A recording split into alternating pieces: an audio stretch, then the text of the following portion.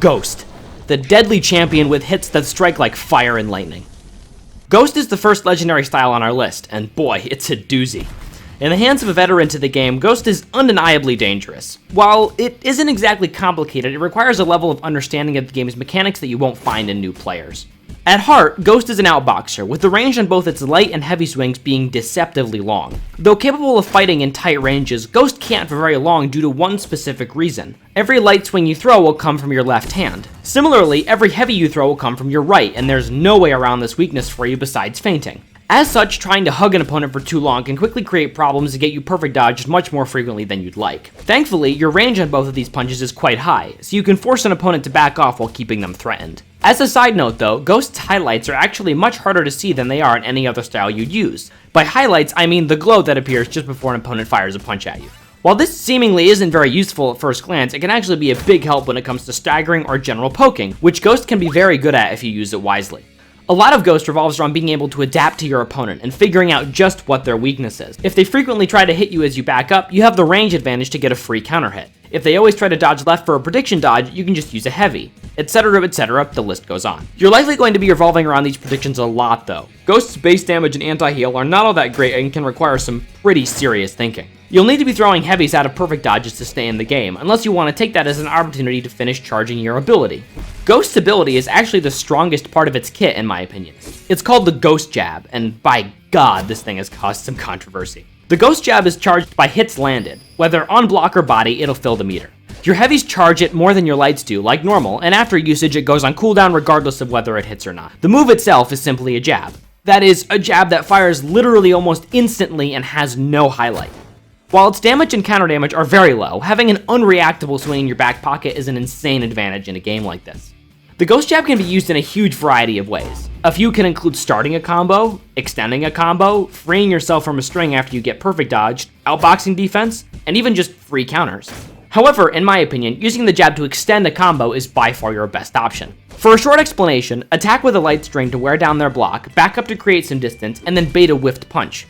As soon as they whiff, fire your Ghost Jab and start attacking again. Since their block is already so low and your stamina has likely refilled, you get an entire free string of damage at no major cost to yourself. Since Ghost's chip damage isn't that high either, this can be a major way for Ghost to keep a lead or make one in the first place. The Ghost Jab can also break blocks at the end of a string, but this isn't a true combo, so only do this on occasion when you don't think your opponent is ready to dash away. The jab is also just a great way to bail out of taking damage, like I said earlier. If you get PD'd and hit with a heavy, quickly Ghost Jabbing after they hit will guarantee that you escape taking any more damage than you just did. This is especially strong due to the fact that Ghost itself has a very poor block, one of the worst in the game. Since your general defense is so terribly low, using the jab to defend yourself from losing what little block you had could be a serious lifesaver. Generally use the Ghost Jab defensively when you're behind, but offensively when you have a lead to be sure you can keep it.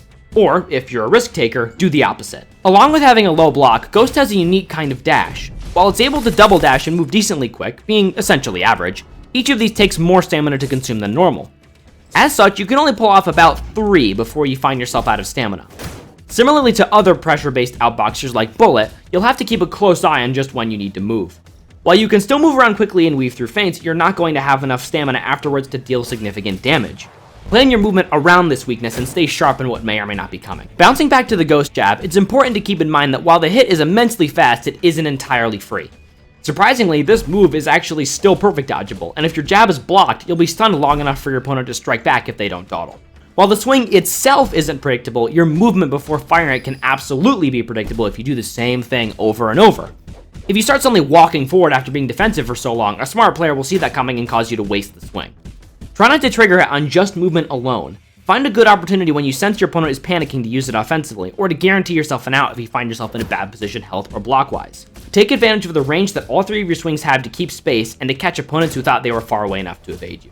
Since your base damage with Ghost overall suffers, considering your block damage is only average and not strong enough to crack them normally, you're going to need to find unique ways to build a lead and keep yourself in the round. Against smarter players, you'll have a tough time dealing with a one-sided light swing and will need to find workarounds. While feinting is very much an option, doing so too frequently can be just as obvious. As such, your entire mix-up is going to come from staggering your feints. Be sure to throw actual heavies on occasion when it's obvious your opponent is looking for a dodge. While this sounds silly, players will often dodge to your left anyway due to long-time muscle memory. and can get you free damage if they botch that timing. Landing that heavy, following up with your Ghost Jab, can entirely guarantee you a line of attack. While the Ghost Jab does restore pretty quickly, do not waste it. If a player sees you waste your biggest tool, they're going to push the offensive as much as possible to make sure you just can't get it back. Don't just use it as soon as you have it. Take the time to properly gauge when you're going to get the best possible usage. If you can do that, a player will be fearful of you merely because they just know you have it charged.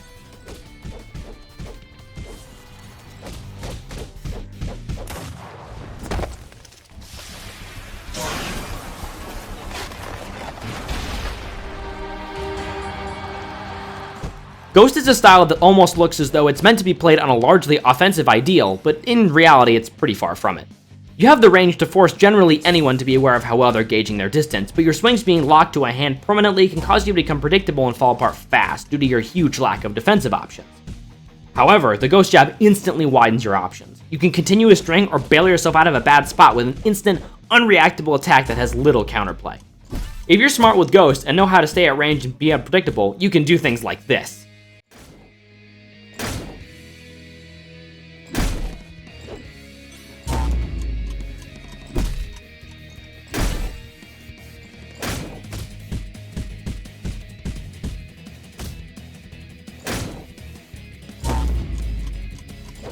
Once you can do that, you'll be the masterful Quetzalcoatl of ancient times.